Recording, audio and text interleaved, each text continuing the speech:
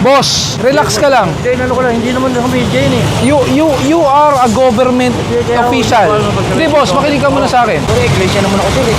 Ay ano naman?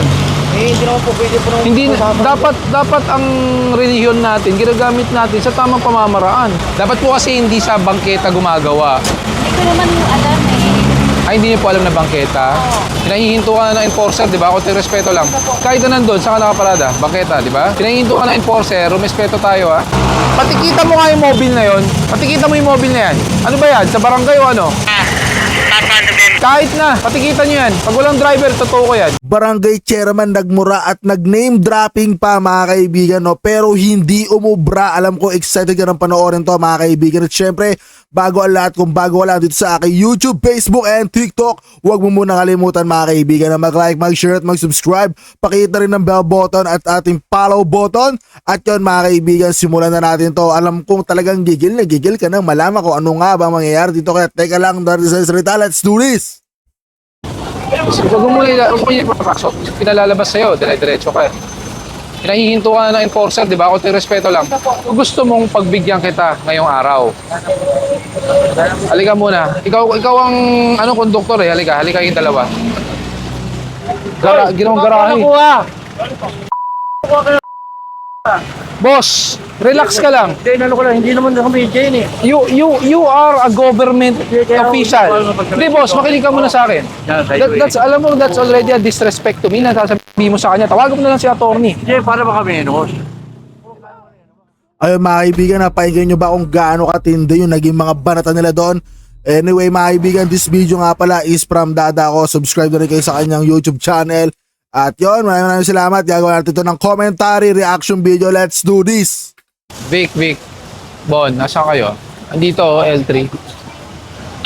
Naka-usli na talaga. Tapos may motor din na sa bangketa.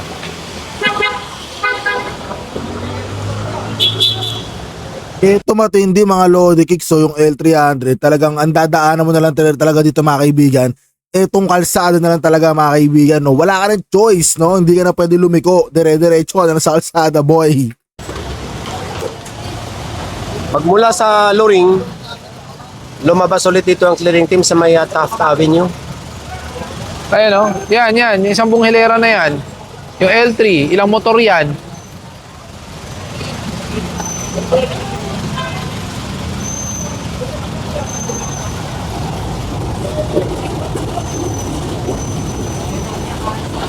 Huwag mo muna ipapasok. Pinalalabas sa'yo, dire-diretso ka. Pinahihinto ka na ng enforcer, di ba? Kunti respeto lang. Kahit na nandun, saan ka nakaparada? Bangketa, di ba? Pinahihinto ka na ng enforcer, rumespeto tayo, ha? Vic, pati yan, yung pula. Pati yan, lahat yan. Dali pala lahat dito mga Lodi Kicks. Ay! Hindi naman sa kanila yan eh.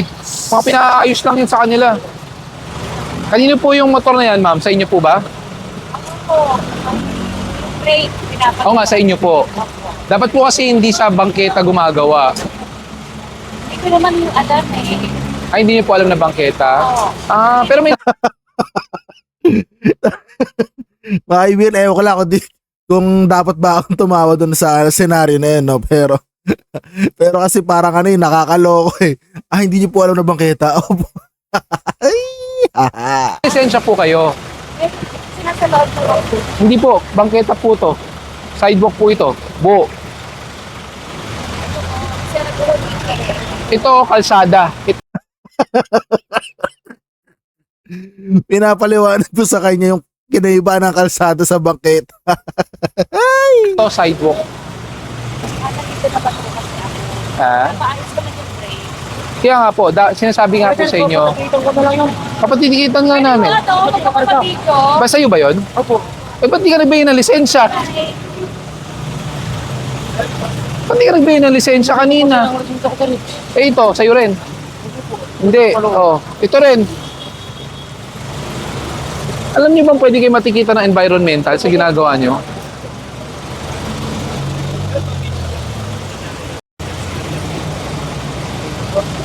Ito po yung baong ko. Lapit ko yung iglesia naman ako sir eh. Ay, ano naman? Ang kulit talaga ng mga tao, mga kaibigan. Tingnan mo yung tingnan mo yung barot niya. Sir, regulation naman ako, sir eh. Ano naman? Hindi naman po pwede po nung Hindi dapat ang relihiyon natin ginagamit natin sa tamang pamamaraan. Hindi po ginagamit yung para excuse. Pwede po sana kung muna yung karga, sir. Binibigyan kanina, hindi nga binigyan ng lisensya. Kinukuha ko pa lisensya ko, sir. Anong kinukuha? Inaasikaso mo yung customer. Ano ba naman yan? Ito na mga kaibigan, kinarga na. Ito pala yung motor niya, no? Kung makikita nyo kanina mga kaibigan, tinakbo niya yan, no? Talagang kukunin niya talaga yung boy pero inaawat siya. Pagkatapos, ang akala ko rin mga kaibigan personally habang nanonood ako, akala ko hindi sa kanya or pinapagawa lang sa kanya kasi ano sila dyan eh, parang pagawaan ng motor. So, tinabi lang, hinayaan lang. Ayun pala mga kaibigan, sa kanya pala yung boy. Oh my gulay. Ikaw ba may-ari nito? Ganito lang po ako. Nabigyan ba kayo ng permit na ganun yung structure? Sige ka tala. Hindi ko lang yung baong ko. Sige, pwede mong kunin. Bermog, ito. Tapos yung tricycle.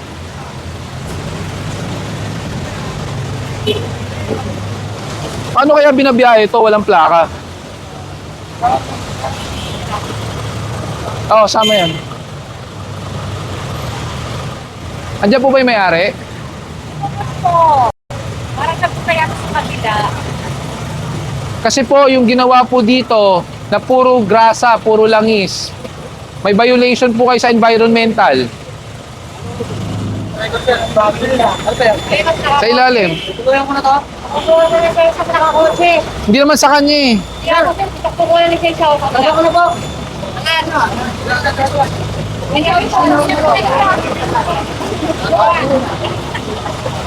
Diyan sa fork. Hindi, dyan. Sa shocks. Sa fork, sa harap.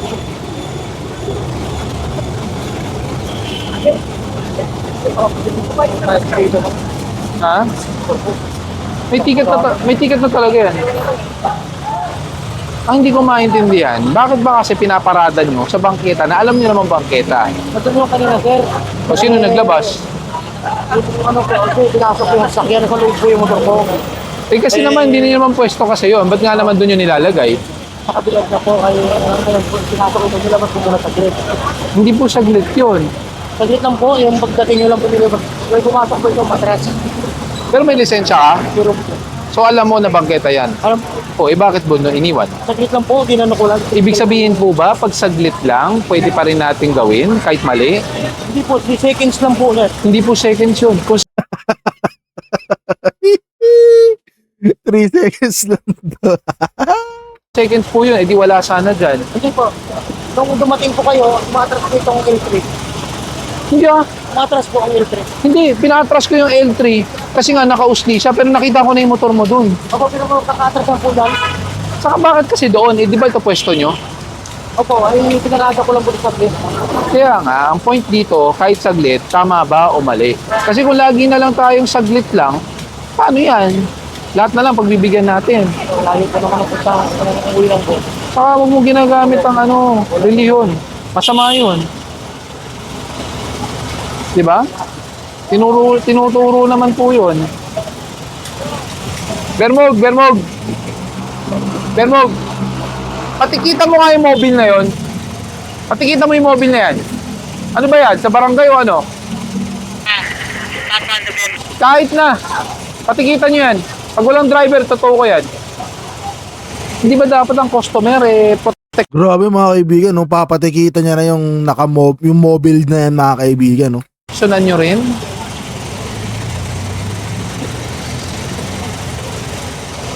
Vic, ikaw na bahala dyan. Pasasampa ko yung mobile dun.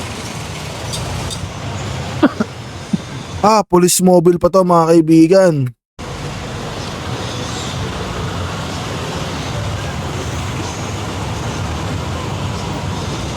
Halika nga dito, pinga isang tow truck.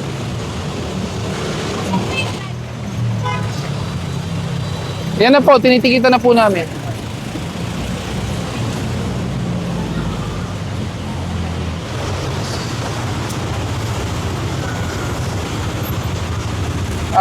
Vic.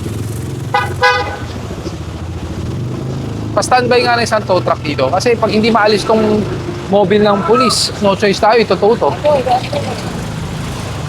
Papunta na sila.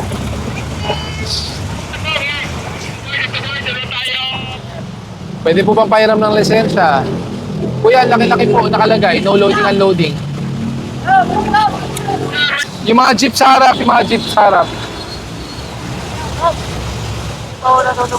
Hindi ko kakampiskayin. Hindi ko kakampiskayin yung lisensya mo.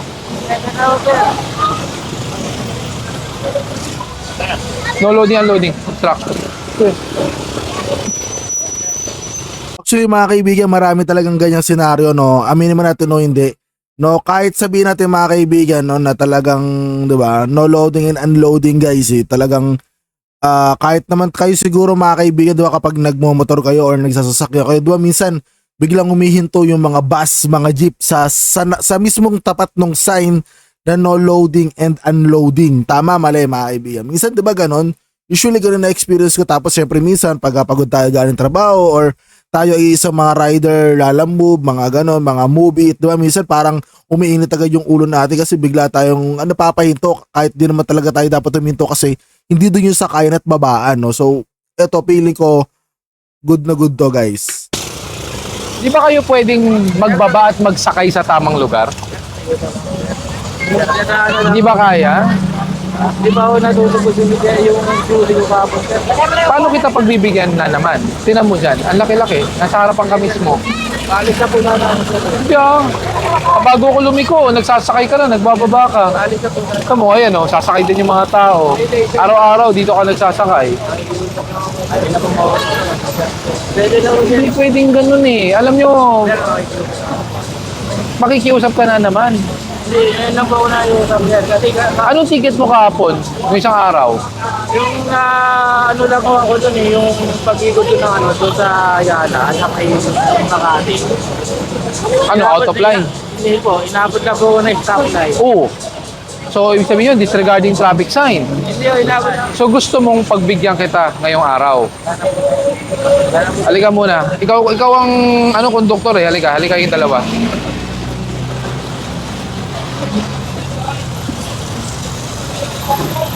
Ano pong nakalagay? Diba? Paano ko kayo pagbibigyan na mismong nasa signage, doon kayo nagsasakit mo ba? At hindi mo pwede sabihin sa akin ngayong araw lang. Dahil araw-araw kayo nakikita. Nakadadaan mo lang ako. Hindi na talaga uulit dapat. Babalik na ako namin ng biyahe. Hindi naman kumpis ka yung lisensya mo, makakapagmaneho ka naman. Obstruction lang yan, obstruction. Oo, nakakaano. Hindi Hindi po pwedeng ganun, hindi po pwedeng. Halos 2 linggo ako ng biyahe. Hindi mo naman kailangan bayaran ngayon eh. Nung nakaraan linggo, 2 linggo po kami walang biyahe. Hindi po kami pinabiyahe ng Balayador. Kasi nga, hindi ko kaya talaga yung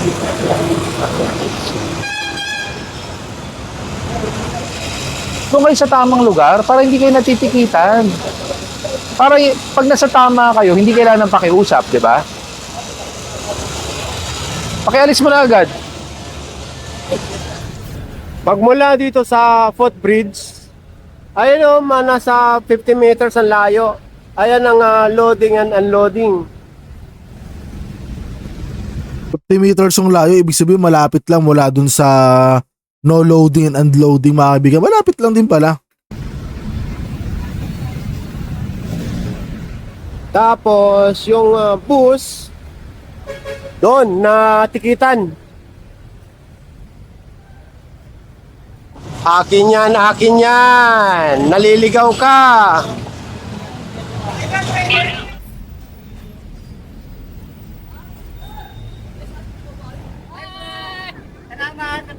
Nadali kayo, nadali.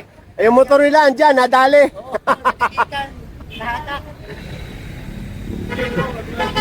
Ayun, ganoon lang dapat guys. Good vibes lang, nadali, no? Okay, tara, hatakin na yan. Sasama na lang yata yung driver or may-ari.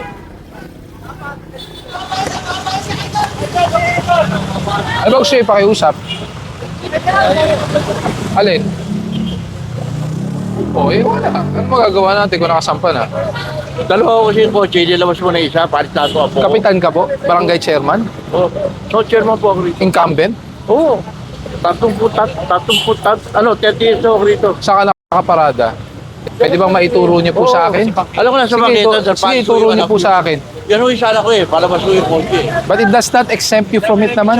Ha? It does not exempt you. Ako nga mo sa mga tao dito, dahil yung mga jeep na yan, nakaparada dyan. Saan nakaparada yan? Saan nakaparada yan? Kami gumagawa na. Ay, idol. Diyan, sa bangketa. Eh, lagi yung abansa na yan dyan eh. O, hindi ka paparada yun dyan. Dito ako dumadaan, kaya alam ko eh. Wala ko yun dyan. Doon na lang pala sa loob namin yan, may karayo kami. Kaya lang, dalawa ko yung kotse, lalabas na isa. Yung lalabas na ko yung isa, sabi ko, sige, pala mo lang dyan sa bike, sige, paalam mo. Oh, grabe naman yan, boss. Hindi, naka ano, Oo, nasa bag. Kaya, ginawang garahe. Boss, relax ka lang. Hindi naman kami dyan eh. You are a government official. Hindi, boss, makinig ka muna sa akin. You are a government official, tapos nagmumura kayo ng public. May visit lang Patay mga kaibigan, dale boy. ako ron. Nonetheless, this is a public Ano lang ko yun place. eh, oh. Nandali lang ko yun, di ba? Nonetheless, public place po yan. Okay, pasensya na kayo, sir. Pasensya na kayo, ha? Pasensya na kayo. Meron po silang karapatan, Oo.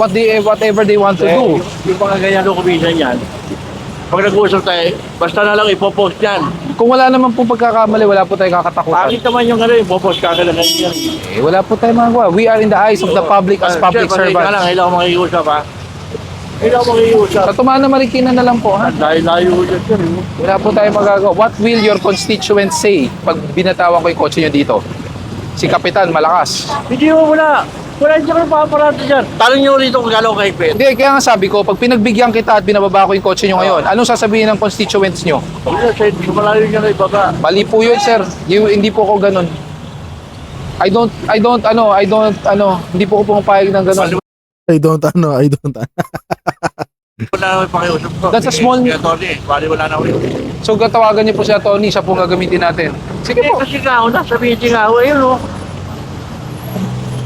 Pasensya na ako talaga. Wala naman po akong pasensya na ako. Ito, message na po lang si author. Oh, eh, kung Gets naman po, alam ko naman po. kung kaya niya, kung siya ang Wala naman pakiusap po. niya, hindi doon sa impounding na lang. Pero dito sa akin, hindi po. Yes po, gets naman po. Kasi Okay na po yun, sa sir. dami ng tao, ibababa ako sa balayo, that's already constituting bribery and corruption. Yes naman po yun, sir. Okay na po, sir. Diba? Okay na po. Tapos Okay. barangay chairman pa po kayo. Yan. Hindi po magandang tingnan sa publiko. Gets naman po yun, sir. Pasensya na po talaga. Yung ba, nataw na ko yan, yung mga nakapangkita yan. Sir, saan po bang kita? Eh, kita, ayan po, oh. Nasa linya. Nasa linya, oh. Hindi, okay na yun pa. Okay, Ikaw nandito sa labas, eh. okay na po yun, sir. Pasensya na po talaga. Ito sa inyo rin to area na to. Hindi na, ito ang area ko. Ito, hindi po sa inyo to? Itong Burgos. Hindi na mo na, kasi hindi na mo delete ang barangay eh. Parang ano lang dito, Okay na po yun, plak-plak sir. Pasensya na po talaga. Oo, kasi Gets naman po. huwag tayo gagamit ng kung sino-sino. Hindi naman ako gumagamit ng ano. Okay na po. Okay na. Tumatala na po. Talaga. Hindi po po yung ibababa. Hindi ko mas masarap sa per kilometer po yan. Per kilometer kaya po. Kasi sana sinabi na, hindi ka sumama.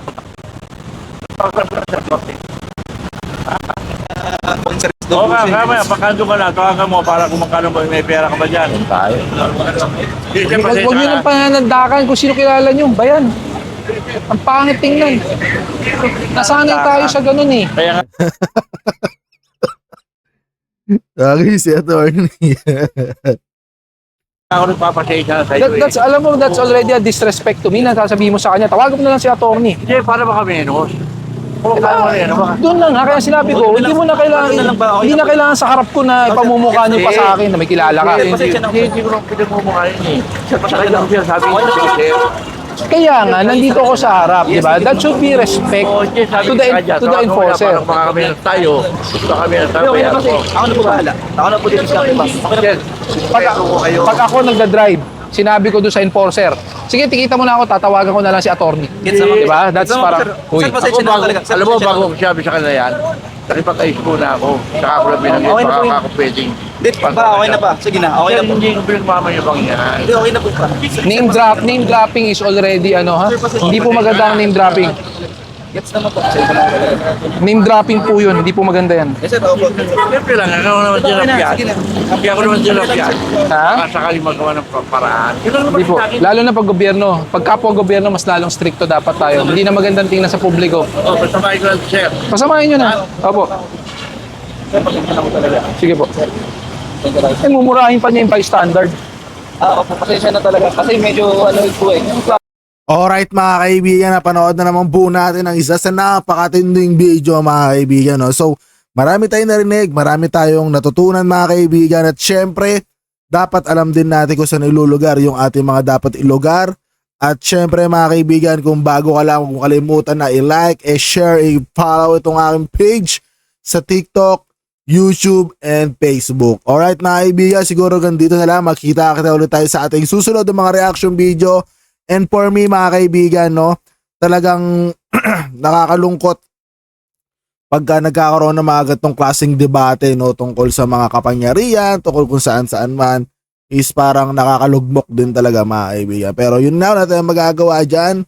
At nakita naman natin kung paano niya gampanan yung kanyang tungkulin. At syempre, nakita rin natin dito sa video mga kaibigan, no, na talagang sobrang dami pa rin pasaway. At mga kaibigan, alam niyo na ang dapat yung gawin. Hanggang dito na lang. 2 last right up, please. See you on my next video. Let's go!